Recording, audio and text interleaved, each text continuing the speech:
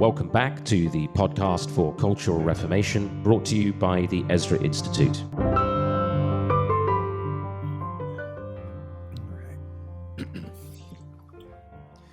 Well, welcome back. This is the podcast for Cultural Reformation, brought to you by the Ezra Institute. I'm Ryan Aris. I am joined, as usual, by Dr. Joe Boot, and I am joined with our special guest, Graeme Leach. Graeme is Fellow for Biblical Economics here at the Ezra Institute. He is one of Britain's leading economists. Graeme is CEO and Chief Economist of the organization Macronomics, former Chief Economist and Director of Policy at the Institute of Directors, where he represented in economic discussions with the Chancellor, as well as at 10 Downing Street, the Prime Minister's residence in England.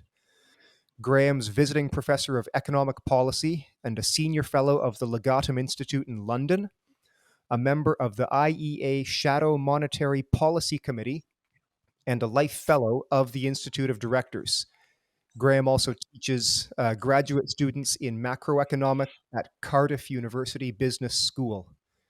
Today's podcast, by the way, is about economics. I'm not sure if you gathered that. That's why we got you here, Graeme. Specifically, we have begun a new short summer series on challenges facing the church. Last week, we had Dr. Andrew Sandlin on speaking about Christian pessimism and the direction of God's work in history. Today, our theme is Christian socialism, and we've asked Graeme to come on here, explain why we are seeing the emergence and growth of such a term or such a movement, and how we got to this place, and what a biblical, God-honoring response to such a phenomenon is. So, Graeme, it's a real pleasure to have you. Before we begin, I should let you know that we are just a short few days away from the Worldview Leadership Academy. That's coming up in Port Colborne, Ontario, starting July 23rd. Looking forward to welcoming about 50 high school age students. We'll be talking about a Christian worldview, an understanding of the covenant, of questions related to food and drink and sexuality, all of the real major issues that you're going to need to contend with and deal with from the foundation of a Christian worldview. We're looking forward to having Joe and several of our fellows there to lecture on these subjects. We're looking forward to a great week together. Our new Canadian director, Nate Wright, is going to be there as well. He's beginning his tenure with us starting the end of this week. So we'll be looking forward to seeing him there and having him spend some time together with all of us and all of our students. So that's a couple of that's an upcoming event. We've got Mission of God conferences coming up in Canada, 2 of them, one in Windsor, Ontario, the other in Calgary, Alberta. That's happening this fall and winter.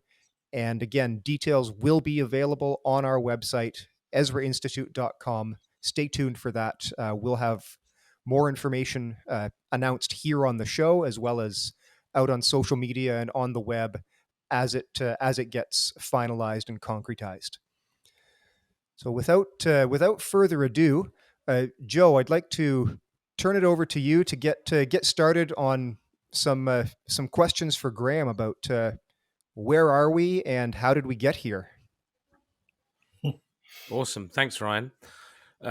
Before I launch headlong into those questions with Graeme, it might be encouraging, or at least interesting for our listeners as well, to hear about the forthcoming book that we're publishing of Graeme's, which we're hoping will be around about the end of this year. Ryan, can you tell us something about that too? Because that's something that we're really looking forward to. That's right. Yeah, this is a critical area that needs a godly and consistent Christian treatment. And up until now, we have not had the subject specialized expertise to deal with this issue of economics. Graeme Leach is writing a book that Ezra Institute, Ezra Press will be releasing towards the end of this year or early next on God and economics and a consistent God-honoring way to think about economics. In the course of our conversation, Graeme is probably the best person to tell us about what that book will ultimately look like and who it will be for. It's not for experts. It's not inside baseball. This is for economics is really the study of human action, and this will be a book for all thoughtful thinking Christians. I feel confident saying at least that much. Otherwise, you're going to have to Awesome. find somebody else to publish it, Graeme. But we'll. Well, we're certainly looking forward to it. I will leave it there, Graeme. If you've got more details to say about what you're working on with that, what readers should expect, you're most welcome to share on that as well. Well, maybe we'll come back to that towards the end. We can just kind of deal with that. I'll let Joe decide the moment for that. Well, thank you, Ryan, and Graeme. Thanks again for being with us today. And we've had you speak at one or two conferences for the Institute, and you're going to be joining us again, actually, in the UK for our Mission of God conference this year, which we're looking forward to. And this is an area, Graeme, that is frequently overlooked and often not thought about with any seriousness by Christians. We tend to accept the status quo, and rarely do we think that there is a distinctively Christian way to think about economics. Of course, this is true of other areas of life, but this is a tragically, in my view, neglected area because of the far-reaching social, political, familial, and ecclesiastical implications of a faulty view of economic life. Just look at Karl Marx, whose whole vision of hermeneutic for history was centered around economics. And we'll touch on this shortly, but the whole idea basically of the abolition of the family, of private property, of hierarchy. So, Graeme, let's start here as we think about this notion of Christian socialism. And I think it probably is fair to say that although many Christians fall into this category, they probably haven't thought it through to recognize that actually they hold an essentially socialist position. Ayn Rand, the American philosopher, actually said that communism proposes to enslave men by force, socialism by vote. It is merely the difference between murder and suicide. She argued that communism and socialism are aiming at the same thing. They just have a slightly different way of going about it. I'll leave you to comment on how fair that is. But why don't you just help us, Graeme, to kick this off? What is socialism? What and how does it sort of express itself in popular culture today, even amongst people who perhaps wouldn't have thought of themselves as socialists? Well, I mean, it is. Thank you for having me on the show, guys. It's great to be here. These are some big questions, so we'll only skirt the surface, I think, on much of it. But at the end of the day, nowadays, look at the world beyond the church. Left and right is socialist. Sunak in the UK, even the scale of spending by Republicans, let's say in the US, you've got left and right of the political spectrum spending money, looking to government for the solution. And so if we really strip this back to basics, it almost goes back to the Garden of Eden, doesn't it? Where we went from a state of innocence to a state of independence. It's where mankind thinks that they know better than God. And if you have a rise in atheism and a decline in trust in God, then there's a vacuum there, and it's going to get filled by something. And it gets filled, the spirit of the age, for the past century, really, but it's intensified. It feels as though it's gone parabolic and exponential in recent decades. The shift has been that we look to God for everything. We look to government for everything. We don't look to God. That is understandable in a world of secularization and unbelief. And so that decline in belief is foundational. But at the same time, and the reason the church has made a mistake, in my view, is that Christians have just done the lazy thing. They thought Jesus is all about love. It's all about this lovey-dovey stuff. And therefore, that means that we might, big government is more compassionate. Therefore, they don't think through what the actual consequences of that belief are. They have this very soft, lovey-dovey, fluffy feeling, which makes them feel better. But actually, here's the rub, guys. You're absolutely headlong up against the Bible when you take that route, because the Bible doesn't go down that road at all.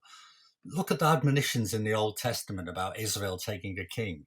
They're full of the warnings of what would happen, and the warnings of what would happen are what we've experienced in the last 100 years.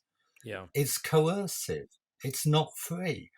And God deals with us all as an individual. We are individually accountable. He loves us passionately, individually. He doesn't, yes, he loves his children, he loves the world, but it's an individual thing. It's not a collective thing. This whole idea that collectively we can solve all our problems, it doesn't work like that. We solve it individually.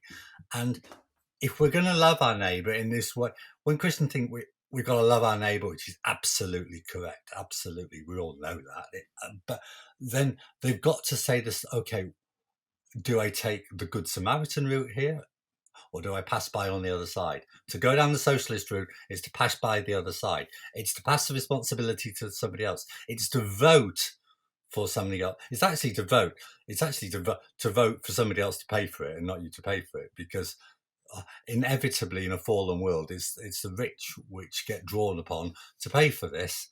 And so basically, we go down a completely different path to what God intended. And I'll just keep it, I'm trying to open it up with very simple themes, actually. And I think the two most powerful themes are, if you're arguing for socialism, you've got to come against thou shalt not steal and thou shalt not covet, because we're to be contented. So coveting for more is something which is encouraged by a statist system. And yes, the Bible gives a limited remit for taxation for God-ordained purposes for the state. But as far as I can see, and I demand anybody to prove otherwise, it shows that anything else is theft. yeah, And so when you force theft on people, when you encourage covetousness, these are economic systems which are at odds with God and what God teaches in the Bible. And those are some very simple principles which challenge Christians from the outset to say, hang on a minute. One, the reason all the media and the world at large supports these ideas is because they don't believe in God. And two, if we just have this fluffy view that big government is compassionate, then we may be making an error here. These are the initial footsteps, as it were, to try and persuade the church that they've got it wrong. And I believe the church has got it wrong in a fundamental way. And it moves on as well, because from what I'm teaching, for a start, it means that there isn't a fiscal policy. Fiscal policy, taxation, public spending virtually doesn't exist in God's economy. But moreover, it's a lot broader than that as well. Monetary policy doesn't exist as well. The idea that government should print money in the greatest creatio ex nihilo since the opening pages of Genesis is just an abomination, because actually it's theft. It dilutes the money. It's counterfeiting. You and I would go to prison for it. It's counterfeiting and it's theft because it dilutes the money supply. It creates inflation and it steals the savings of other people. It's hidden, so it's not obvious. And unless you really think about it, you won't get there. But when you start thinking about these things just a little bit, you suddenly realize that monetary policy, fiscal policy run headlong in opposition to the Bible. yeah. So, Graeme, I do want to come to that because I think you're anticipating where we're going with this in terms of God's economic model and where we've gotten to culturally. I think for many listeners, things like quantitative easing and fiscal policy, some of that will need a little bit of unpacking.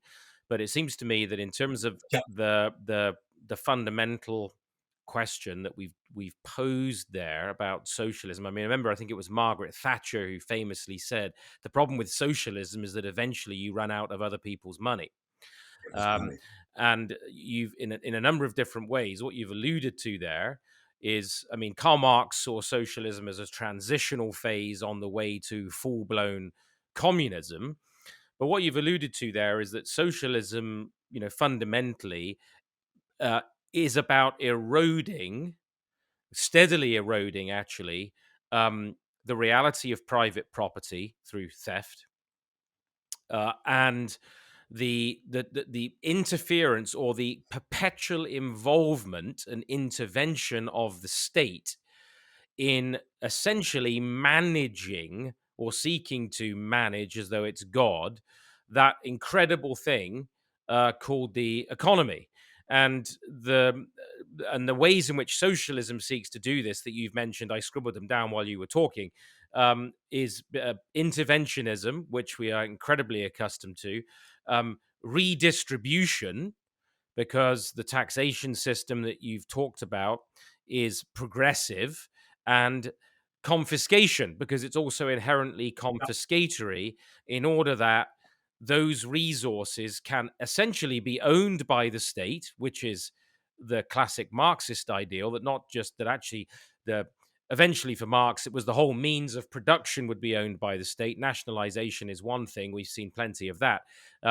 But this whole idea of tinkering, of monkeying around with, of seeking, socialism seeks to control and manage the economy so that it can create what it feels is a fair or just society. And what you're saying is that ends up in injustice. Now, before we get into God's economic model, can you just say something about why is it that some Christians seem to be attracted to this, though? I mean, you've painted a pretty bleak picture in the first 5 minutes of what this really means. But why would Christians be attracted to this sort of socialistic, state interventionist, collectivist model? I think it is purely and simply the error of thinking that big government is compassionate, because big government is seen to equal a big welfare state, and because a better welfare state helps the needy, or it's seen to help the needy, then it is seen as love. So big government equals big welfare equals big love. Yeah. And it's not like that. It's not like that in principle, for a number of the reasons we've just set out and for the reasons you just described as well.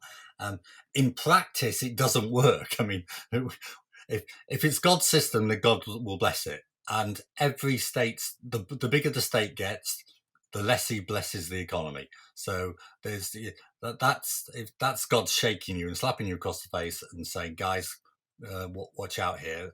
I'm warning you, you're going down a dangerous road. And it is this belief that it is compassionate and therefore loving, and therefore it reflects the character of Jesus, and therefore it reflects what we should be doing. That is what it does. It's an unthinking love. It's just assuming that that's good. It's childlike almost. The church is being childlike. It's not being mature and thinking through the consequences of its actions. And why has that persisted? Because I think the old joke about, don't talk about religion and politics. Well, the church doesn't like to talk about politics. Unless you're the Archbishop of Sometimes. Canterbury, who seems to like talking about it Yes. on all the wrong side all of the time. Yeah, fair point.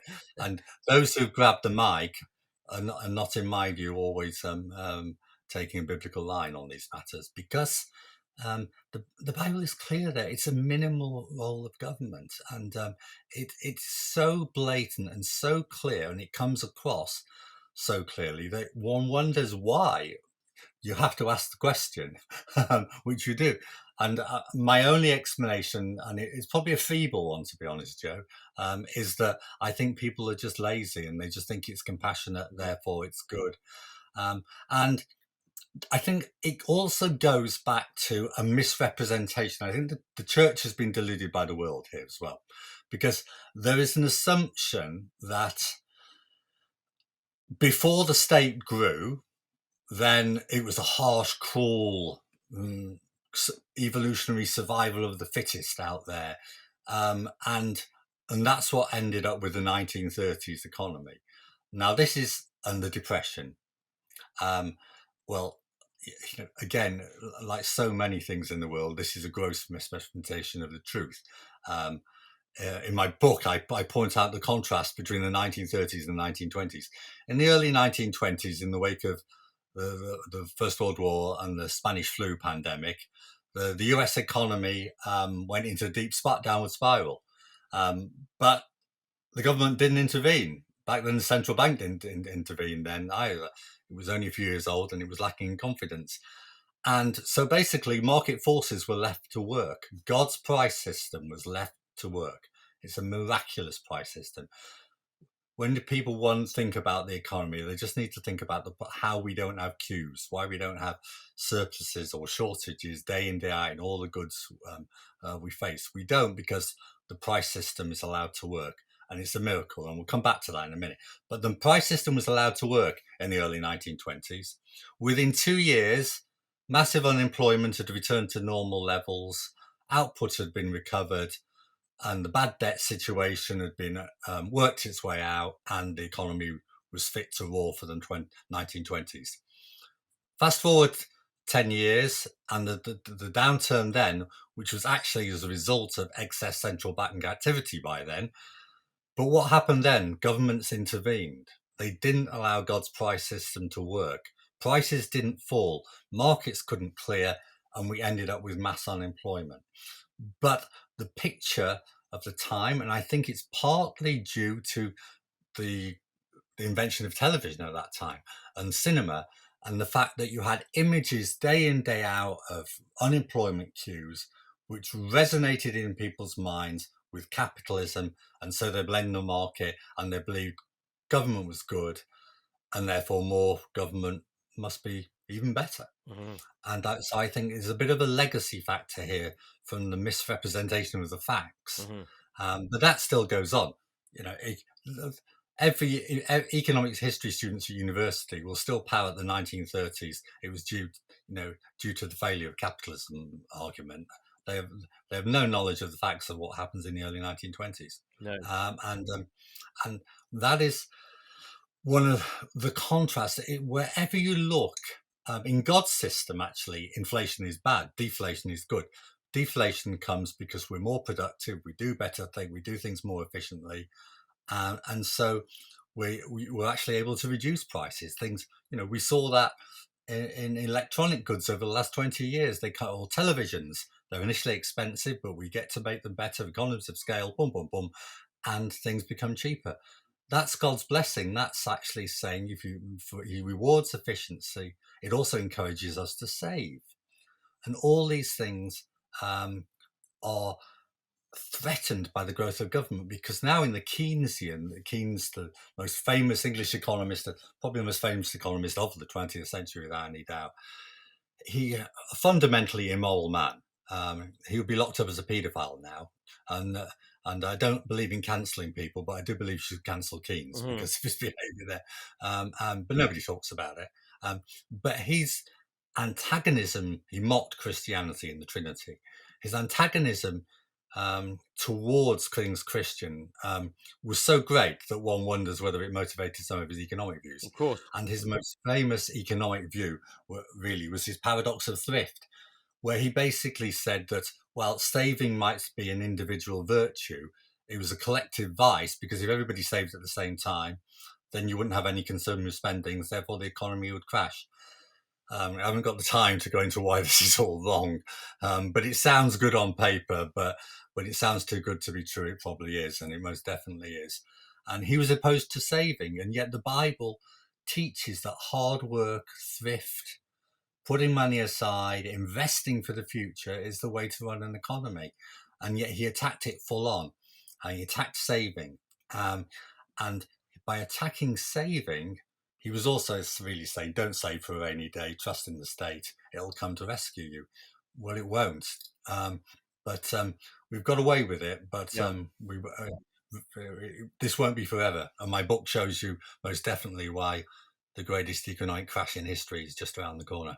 Well, let's come to that in just a moment, because we'll get the broad brushstrokes of that.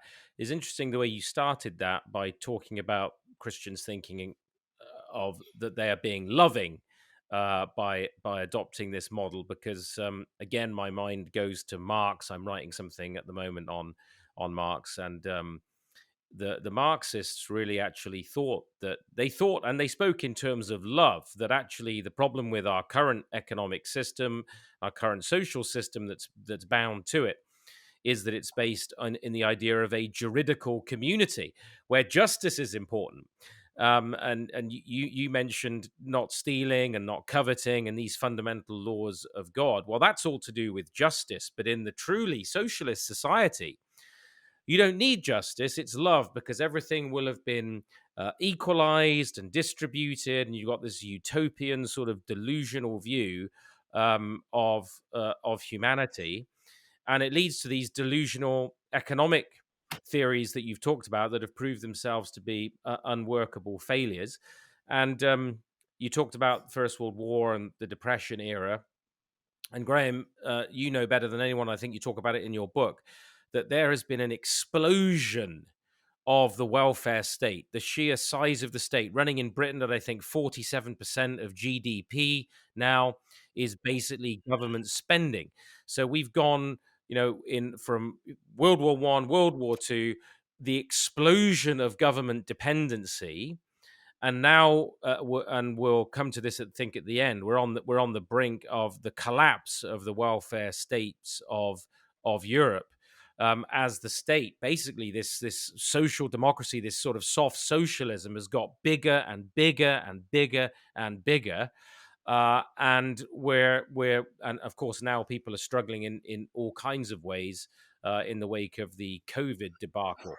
But why don't you just paint a picture for us quickly then? You've talked about the problems, some of the issues with this socialistic model.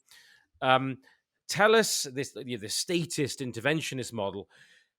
Tell us, give us the broad brushstrokes then of really what your book is about, and the whole idea of God's price system, of God's economic model. What does that give us an insight into what that actually looks like? What is God's economic model over against this socialistic state interventionist view? It's very simple. And you most definitely, and to reassure Ryan from his comments at the beginning, you most definitely don't need advanced mathematics and grad level school mathematics to understand it.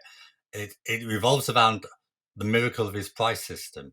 So, the reason we go and buy shirts, food, toothpaste, cars, books, clothes, whatever it is, and there's not a queue, is because of the miracle of the price system. And the reason there's not a shortage is because of the miracle of the price system. Prices adjust. All these buyers and sellers, all the people who put the parts together for an automobile, all those things are put together as a result of the price system. And how do these companies get the capital to invest in the first place? That is because the miracle of the price system, because interest rates are just saving and investment flows, and that results in the provision of capital and ultimately the provision of goods and services we see. So when the Bible says, God says it's He that gives us the ability to produce wealth.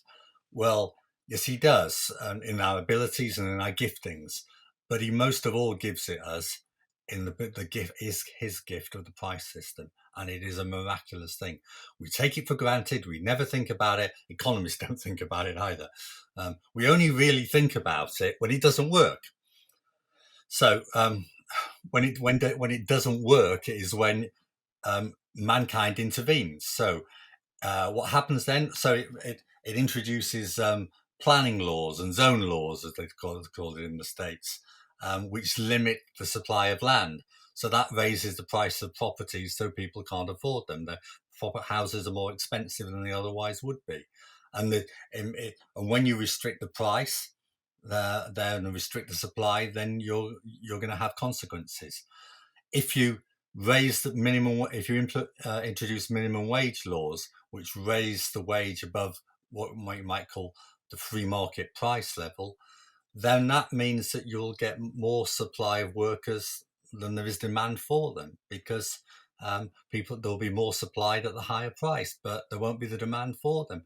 So when we start, these are just two simple examples. When you mess with God's price system, there are consequences. And in the last 20 years, we've most definitely messed with the biggest price of all, which is interest rates. And that has caused massive problems because we've reduced interest rates to artificially low levels. And when you have interest rates at low levels, people do silly things. When you have them at zero, they do insane things, and we'll pay the price for that. And so God's price system is key to it. You let his price system work. I talked before about how prices worked out the 1920s economic downturn, but they weren't allowed to work out the 1930s economic downturn. That's a vivid example of the consequences. It was said that the USSR failed because prices weren't allowed to tell the truth. And I can remember going to Kyiv in 1989 to Moscow. I persuaded my boss that the communism was going to collapse.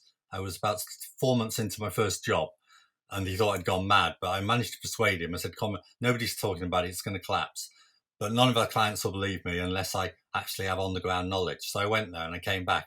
And I came back with one story, which always persuaded people. I went out to a meal one night, and a guy came in the room, and the friends there said to me, the lecturer said, KGB colonel. So I kind of smiled at him. After he had a few vodkas, he looked at me and he raised his glass and he said, to the Soviet Union, the worst run economy on earth. The KGB knew what the truth was, what the facts were. They knew it was the worst run economy on earth. And that's because it didn't allow prices to tell the truth. And when you don't allow prices to tell the truth, the economy doesn't work properly. In a fallen world, it will never work perfectly. Of course it won't. But if you allow prices to tell the truth, if you allow God's system to work, then the system will work massively better. And part of that as well, and part of it locked in with what I was talking about before with regard to fiscal policy, which is government spending and taxation, is really this what I call in the Old Testament the economic trinity. The economic trinity is basically the sheer strength of property rights and the emphasis on them, the voluntary system of welfare, not a coercive government-led welfare system. Doesn't mean it's minimal. It puts a massive onus of responsibility on the individual there. If the government steps back, boy, have we got to step forward. But of course, if the government's doing all the stepping forward, that reduces a massive opportunity for the church to witness for Jesus. And I think the devil has smiled, he's grinned, he's pumped, he's high-fived the growth of the welfare state in the 20th century and in the 21st century, because it's removed the opportunity for the church to show the love of Christ. And the third factor in the economic trinity is the Bible clearly suggests a minimal proportional system of taxation and not a progressive system of taxation. All three of those things are like a triple lock on the growth of the power of the state. They are a triple lock. If you throw in what I said before about the emphasis on saving, about the emphasis on God hating false weights and measures and counterfeiting and debasement of the currency, therefore that locks out monetary policy as well. I'm incredulous that there are Christian economists who still argue for a big state, because the facts are just sitting there. A GCSE basic economics 101 class can understand God's economy if you apply those principles, and you don't need anything else, because all those principles are better than all the economic papers in the world. Graeme, give us those three principles again. You've talked about the miracle of the price system, and part of that you've just mentioned just weights and measures as a fundamental biblical principle, and so part of that is that scarcity fixes price, which was what these socialist and Marxist economies in the Soviet Union refused to allow to work through the system. But give people those three pillars again, because I think those are so important. That triangle of the biblical system, because that really does bring the thing down to earth for people. Okay, well, it's a miracle of the price system. It's the economic trinity of the strength of property rights, of a proportional tax system and a low proportional tax system. And, you know, a tithe is a lower figure. And it's voluntary welfare. So voluntary welfare, low proportionate tax system, and property rights. The miracle of the price system, and God hating false weights and measures, and the debasement of the currency, and that so the Trinity rules out a fiscal policy. The false weights and measures and debasement of the currency rules out a monetary policy, and you're left with God's miracle of the price system on top, and that's the way to run your economy. Yeah. So let's talk about drill down just a little bit into to help people understand why, who may be less familiar with this economic field. Two things I want to just zone in on a bit there in terms of how this would be. Our current direction is a violation of God's law word and God's economic system. First, let's just talk briefly about property rights. Obviously, one of the things that is so easily overlooked, in which you've used the word incredulous. It is incredible that Christians don't think about these two fundamentals of the law of God, two of the 10 commandments. You shall not steal, and you shall not covet. And much of today's monetary policy and fiscal policy is built around theft and covetousness, Yes. which are fundamentally in violation of God's law. Now, explain to people why the property rights, you shall not steal, are so important. Why does the secure ownership of property produce economic prosperity? Why is it that when you've got the rule of God's law word that protects property from covetousness and specifically from theft, why does that produce economic prosperity? Isn't that just about selfish rich people hanging on to as much land as they can? Where's the fairness in that? How is that? How is the protection of property rights so good for the economy? Explain that to people. Because there are different ways I can explain that in different ways, but the best way of understanding is what happens when you take them away. So the first argument is because if you take it away, it's what I call the public versus the private toilet argument. If you look at a public toilet, nobody's responsible for it, then people don't look after it, and it's a mess. People look after their homes and their gardens a lot more than they look after public. Look. I mentioned before about when I went to the Soviet Union. You only have to walk. I only had to, in the first 5 minutes, I had all the photographs I needed to prove that the Marxism didn't work. So there's the tragedy of the commons there, that it just doesn't happen. That what needs to happen doesn't. In a fallen world, you need the incentives of property rights. So there is an individualist element there, without doubt, but your self-interested behavior is not the same as your selfish behavior. I don't jump in. It's in my self-interest not to run across a road in front of a fast car. That's not selfish behavior. That's self-interested behavior. If I'm looking after my family and I want to grow my business, if I want to serve my customer, and that's the essence of capitalism and property rights, is that actually you're putting your own capital at risk to serve the needs of others ultimately. And if you don't serve the needs of others ultimately, they'll ditch you and go somewhere else. And you get a reward for that. Mm-hmm. It's a sacrifice of your savings. It's a sacrifice of your time. And God wants to honor that. And he honors that in your own property rights. And if you do well and you work hard at that and you succeed, you'll be honored.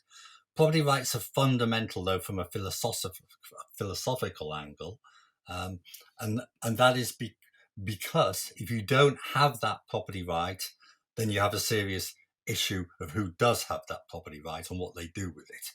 And so property rights is all about the protection of the individual at the end of the day as well. It's God's protection for the individual, knowing that in a fallen world, how vulnerable the individual is. But he loves the individual. And yes, of course, property rights can be taken too far into selfishness. And yes, economic man's.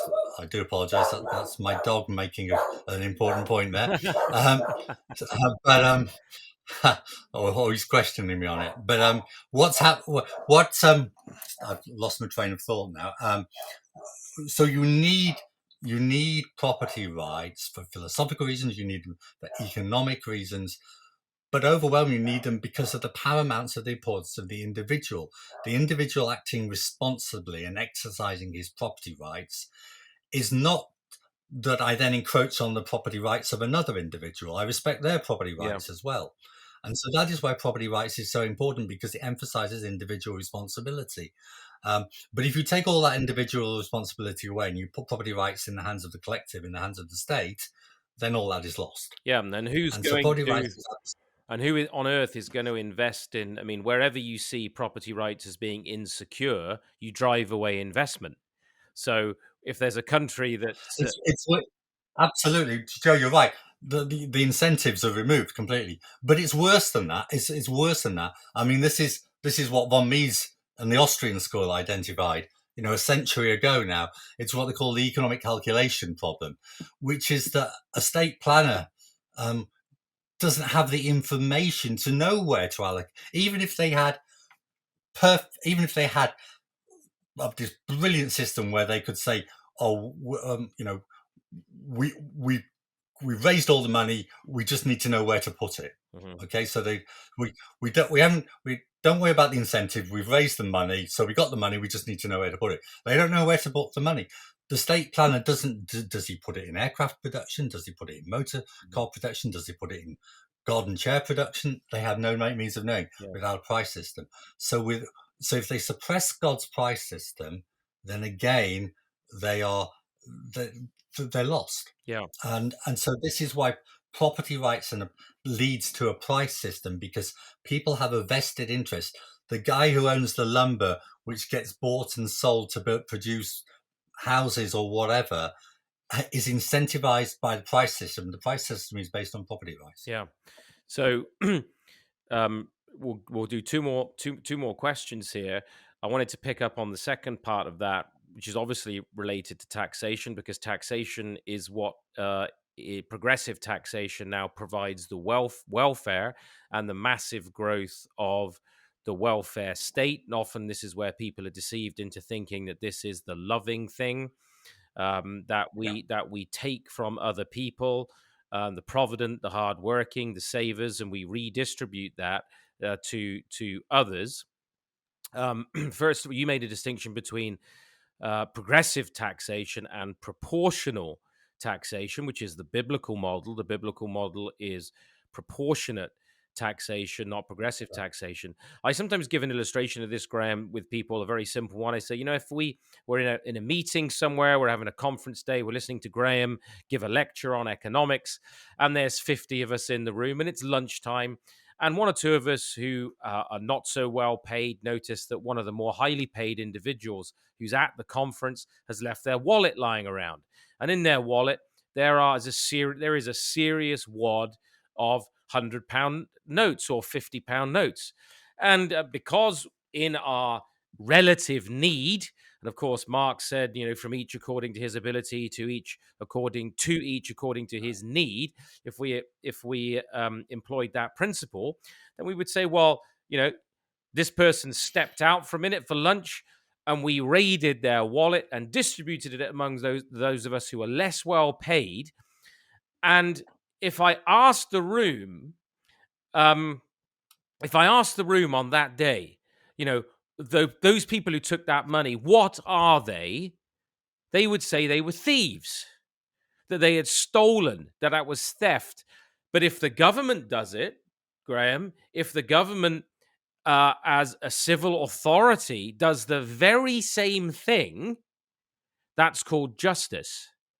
Now, um, It ain't biblical but justice. it's not biblical justice. So this link between the taxation and welfare, and then God's model of welfare, which is voluntary generosity. This seems to me to be a spot where the church has missed this massively. We've justified state-sanctioned theft, and we've overlooked, not so much in America, I have to say, but especially in Europe and in Canada, we've overlooked the model that God gives to us in Scripture, which is the tithe, which is the role that the church has in diaconal care, as well as the family, because in the end, property is individual, yes, but it's also family property. It's something we have as fathers, as parents. We have an obligation to provide for our children. Paul the apostle says, if a man doesn't provide for his own, he has denied the faith and is worse than an infidel. And we rarely hear sermons on that. So this is the penultimate question. So there will be one more after this. So keep it tight. But just comment a little bit more on this whole issue here. That God's tithe is proportional, not progressive. And it's there for the provision of health and welfare and these things. And yet we seem to have climbed down from that. So tell us a little bit more about the role then of the family, the individual, and the church in the context of God's economic model. I think for first point, I agree with all you said. I think the first point is that Christians have made a mistake that they think to obey the government means that they got to agree with everything that comes their way, as it were. Now, yes, we do have to obey the law, but there is a higher law as well. Now, there are consequences of obeying the higher law and not obeying the lower earthly law, and that is if you challenge the government, you may end up in prison. But Christians just don't challenge at all, and they don't even challenge in the public square anymore about this. Because where is the Ezra Institute writ large across Western Europe and North America in terms of making the case for the smaller state and these arguments? So we don't make it in the public. We don't even try to do it verbally, let alone forcibly, in terms of challenging the government on that basis. So there's a kind of just lay back and sit back and take it. One of the consequences, though, of going down this road and not challenging the progressive nature of the system is that God, I mentioned before the miracle of God's price system. Well, it's also has it inbuilt blessings and curses. If you do the right things, you get blessings. If people save more, then that increases the flow of savings, that lowers the interest rate, that means that you can invest more. Now, the government frauds that by printing money from nothing, and that creates unforeseen consequences. But so you get curses then. But there are blessings and curses in God's system. And similarly, if you go down the excess taxation route, if you go down the progressive route, then you'll destroy economic incentives. You'll destroy the incentive to work, save, and invest. And that will lower the growth rate of the economy. That will lower the size of the economy. And ultimately, that means that the state has fewer resources than it otherwise would have unless it keeps on ratcheting up the amount of money it's taking as a proportion of GDP. One of the reasons it keeps growing is because it's so inefficient. It needs to keep growing, because it needs to steal more and more money, because it's got this crack habit which it can't give up. And that is the reality of big government. Eventually, you reach the point where it's taking so much and it's borrowing so much. So you have these negative consequences on growth from high rates of progressive taxation. But at the same time, you get the more and more debt the state accumulates beyond a certain threshold. At lower levels, you can get away with it, but at higher and higher levels, it begins to thump the growth rate as well. So you've got negative tax effects on growth, you've got negative public debt effects on growth, and you end up with a situation where you've got hardly any growth. Yeah. And that is the consequence. So you mess around with God's model on the tax front, on the state front, on the price system, with regard to monetary policy as well. It's quite astonishing. If you look at the UK economy, and it's the same across the advanced economies, post the financial crisis in 2008, if you look at trend productivity growth was kind of edging upwards progressively, doing quite well. We were just starting a technological revolution. You'd expect it to be trending upwards. And then, boom, financial crisis. So the trend would have carried on going that way. What's productivity done since then? It's flatlined. And all these explanations people look to, we're not redistributing money enough, all the statist excuses under the sun we need to spend more money on public education, take God out the classroom, take parents out the classroom, give it free of charge and expect, everything will be fine. Well, of course, we know it won't be fine. But all these things, there's a statist explanation when the simplest and most obvious explanation for why productivity growth, which is the number one driver of prosperity in the long term, is because we've increased the size of the state and we've had easy money. And easy money has so distorted the economic system, it's led to what we call malinvestments and bad investments. And you can see that across the board, money is poured into real estate. The money is poured into equities. Now, if productivity growth has flatlined and equities have gone that way, then there's something wrong in the system somewhere. Because if our efficiency hasn't increased, but our profitability is said to be going through the roof because equities are going through the roof, then that tells you something's deeply wrong in the system. Mm-hmm.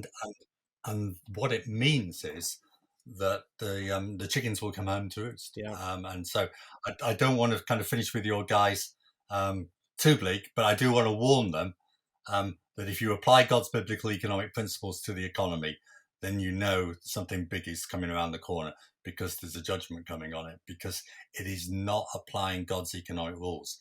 And God says, I'll give you the tools of wealth creation, but if you break my rules and if you're disobedient, I'm so patient and loving, I will hold back for a long time, but eventually this will work itself out, and it's about to work itself out.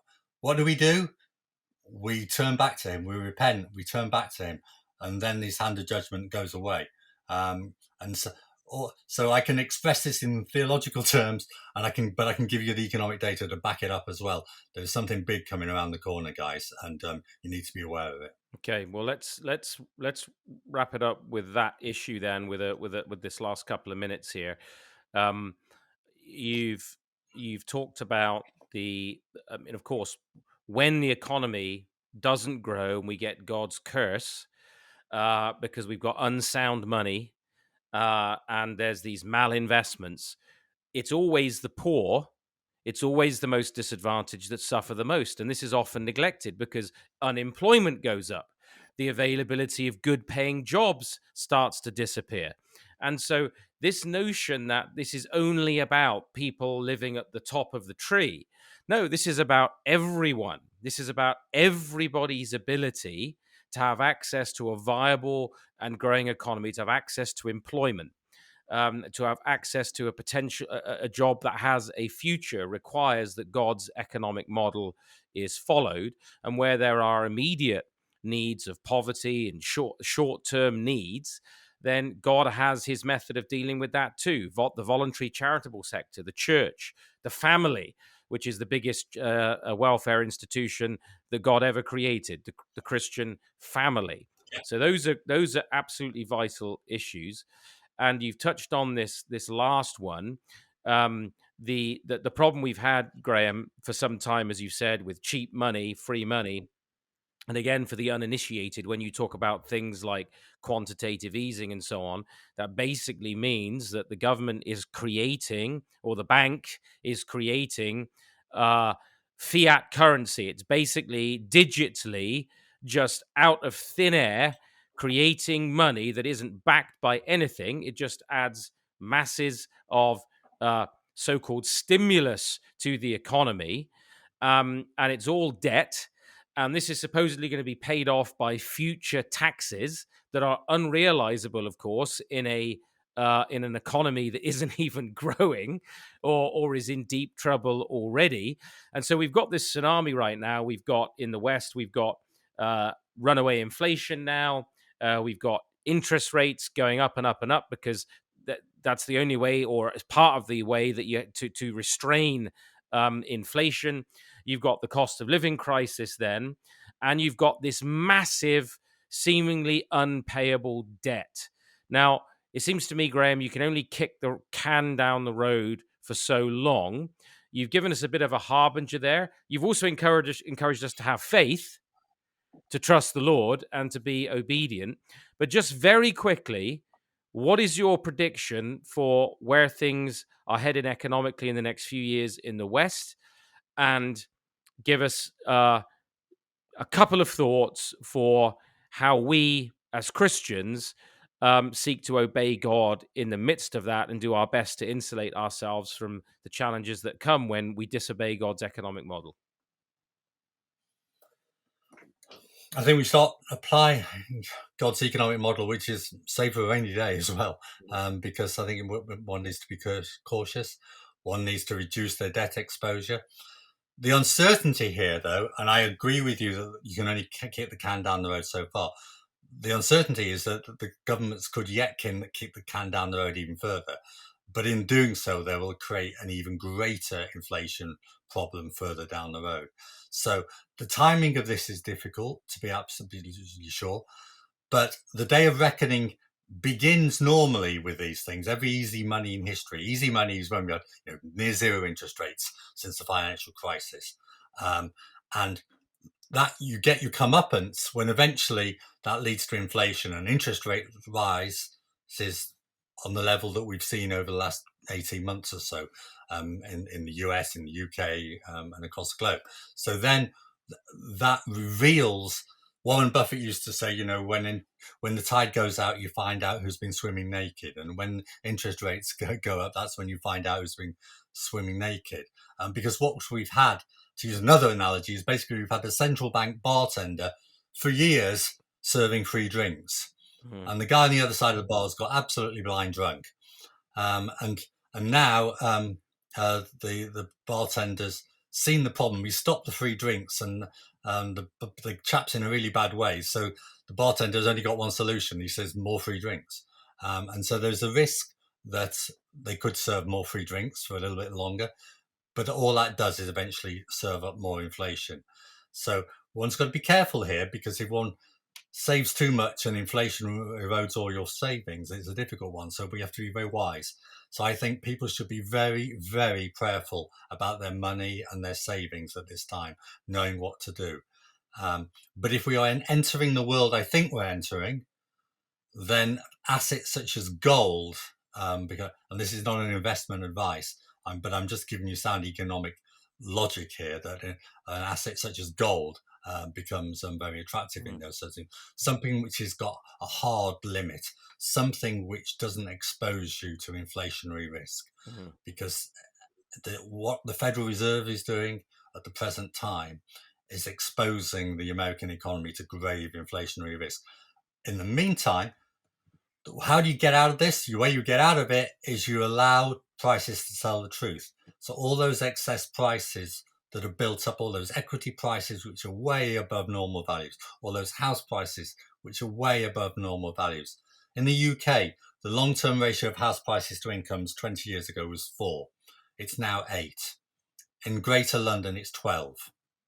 Now, we are not, go from 4 to 8. We're not, as we've seen, productivity has been flat over this period, and yet house prices, as a ratio of house prices to incomes, has gone from 4 to 8. That shows you the imbalances in the economy which need to be rectified. Yeah. Now, if you do it, the economy bounces back. So be careful, save, be prayerful about this, and just pray, and then really encourage everybody in your church. Get them starting to pray and say, Lord, guide me. What should my economic views be? Because honest, I've made that prayer. He turned my economic views around. He can turn yours around as well. Thanks, Graeme. Graeme, really appreciate your insights here, your predictions, your godly counsel, and the exhortation to really just, in a way, this isn't complicated, and we've just gone through an extended series on the Ten Commandments, and it was just reflecting as you were talking how relevant and applicable and straightforward these principles are, that you shall not steal, you shall not covet, and grateful that that you can take these big and daunting concepts and activities and distill them for us. Joe and Graeme, thanks a lot for being here. Again, watch this space. Graeme Leach's book will be forthcoming in the next couple of months. This has been the podcast for Cultural Reformation, brought to you by the Ezra Institute. Joe Boot, Graeme Leach, Graeme Leach's dog. I'm Ryan Aris. We remind you that from him and through him and to him are all things. May God be the glory. No trouble at all. We're glad to have you both here. We'll look forward to being with you again next week. He was agreeing, I want to add. Absolutely. No, just challenging and pushing back. Grateful for it. God bless you, Graeme. Bless you.